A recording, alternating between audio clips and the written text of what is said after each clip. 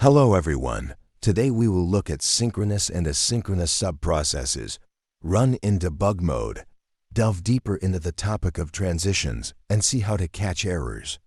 Another category of processes is subprocesses. These can be called by main processes or by subprocesses themselves.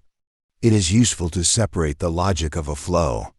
The main process should only start the flow, but the business logic should be managed by one or more subprocesses. This is done both to make the code more readable and for possible reuse. Let's create a package called business logic and a process named math logic.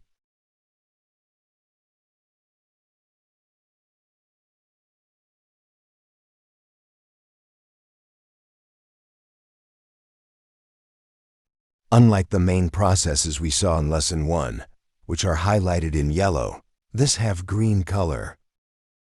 When a process is created, we see two palettes inserted, a start and an end, which are the input and output of our process, respectively.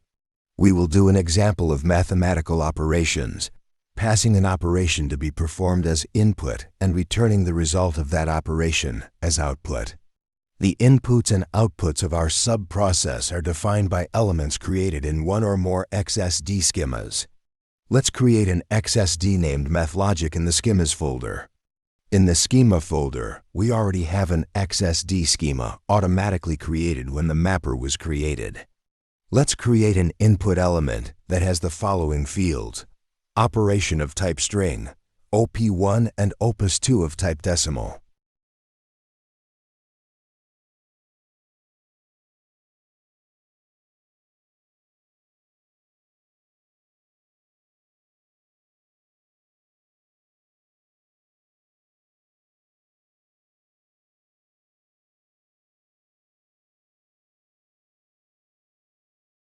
Let's create an output element that has the following field, result of type string.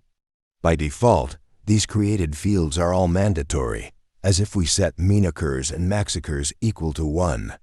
From the keyboard, I press Ctrl+A to select the document, and then Ctrl+I to format the XSD document.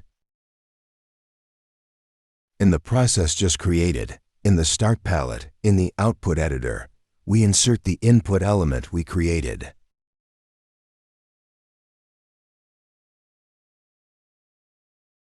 In the End palette, in the Input editor, we insert the output element.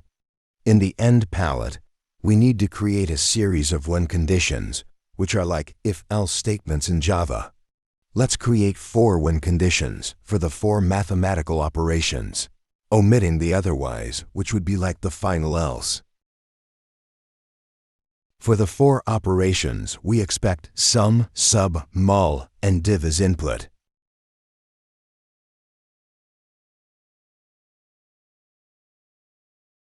Each when condition must contain the condition related to the operation received as input. In the result field, we put the actual operation between the 2 operators.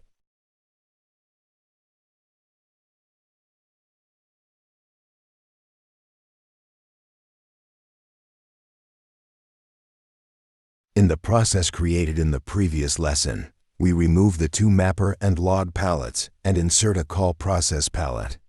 From this palette, we search for the subprocess just created.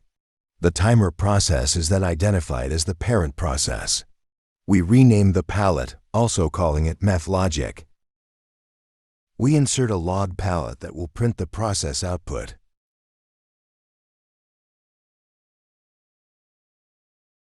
In the input, we insert a test for each operation.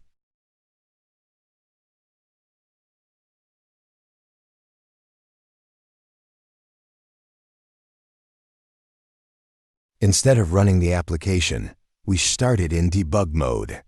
This gives us the possibility to select the processes we want to debug. Selecting the parent process will automatically flag the child processes as well. Please support us by liking the video and subscribing to the channel.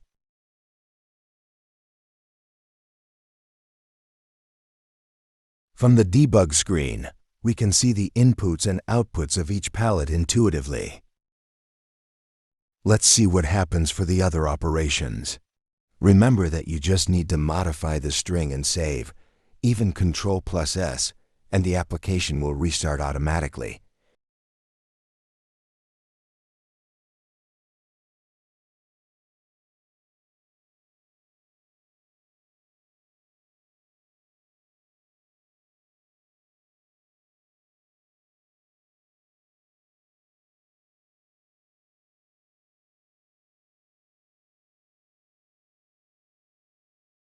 But what happens if I enter an undefined operation that we didn't insert into the choose? It will generate error. If we try to divide by 0, it generates an error too. So we want to raise an exception to the calling process with an error description. To do this, in the end palette, in the fault editor, we create an XSD schema that associates an error element with a description field.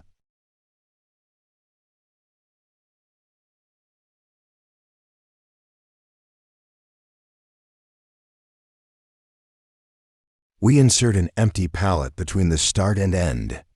This palette does nothing and is only useful for developers.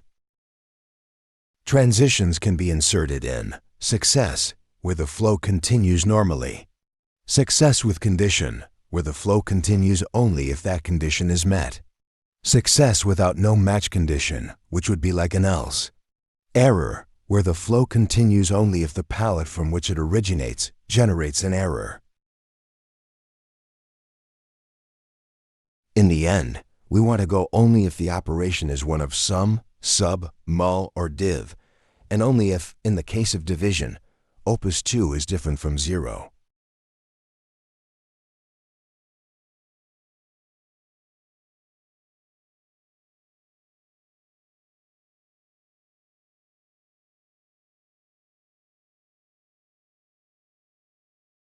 In the label, we can insert a brief description for the transition.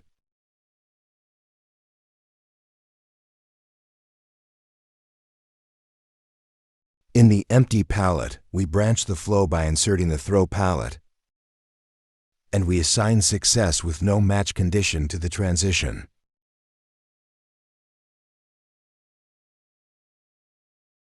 We associate the throw with the fault inserted in end.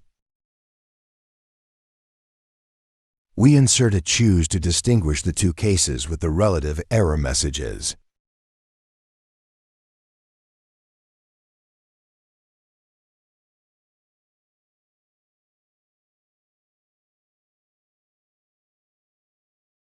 Left like this, the throw raises the exception to the parent process, but we can catch it in the subprocess. Here, we can define the logic in case of error and even finish with an end in which we map the output to the parent process by inserting the error message in result. The catch icon with the asterisk catches everything else. Here, we raise the error to the parent process with the associated error schema, inserting the message we find in the error as the description. In this element, we can have various elements like message code and stack trace. Let's do a run to see that everything works.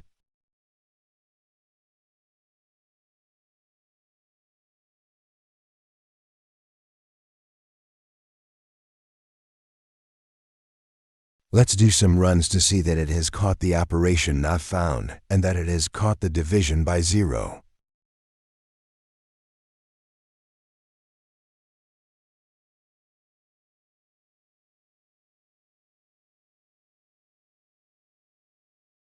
In the parent process, by adding the specific catch, the fault errors generated in the child processes will be displayed. We insert a log palette that prints the error message. The process is called synchronously, but we can make it asynchronous by flagging it as spawn. In this way, however, we will no longer receive the output. So we print the desired output in the log in the child process. We insert a mapper that performs the operation, attaching the output XSD element.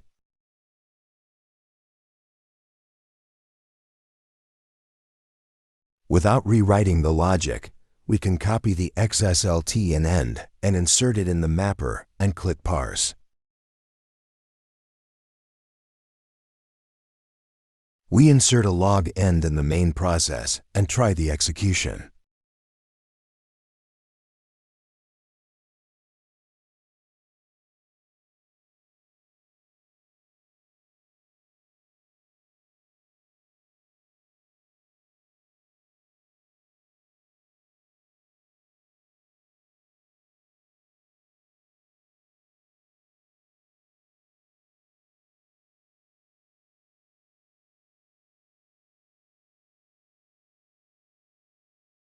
Thank you for your attention. If you liked the video, leave a like and subscribe to the channel for more TIBCO content.